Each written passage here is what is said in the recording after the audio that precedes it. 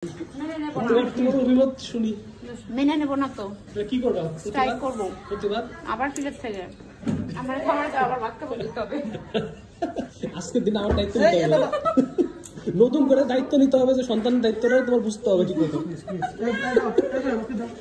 আমি আজকে বলতেছি বিয়ের মধ্যে ওকে যেমনি করে ধরে আছে আমি বললাম তোমার দাদা হলে ছুঁড়ে ফেলাই দিতে কেসব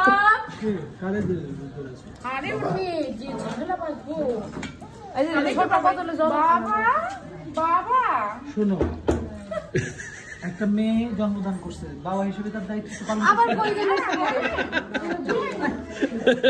পিছে পিছে থাকতে থাকতে আমার কই গেল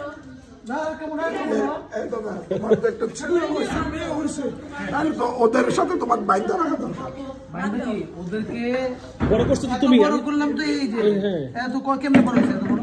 হ্যাঁ সেটাই তো। কয়েকটা বলো একটা হচ্ছে একটা বয়স কত 13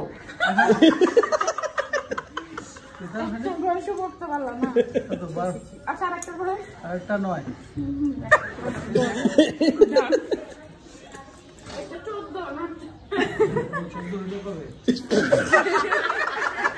তুমি বিয়ে করছো কত বছর হয়েছে?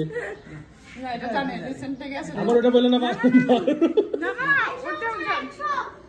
যখন বলছি বলে হ্যাঁ কিসের ভুল হচ্ছে তোমার হিসাবে। আমি যে আমার বিয়ের তারিখ ভুলে যাই তুমি জানো? সবাই যেতে পারে।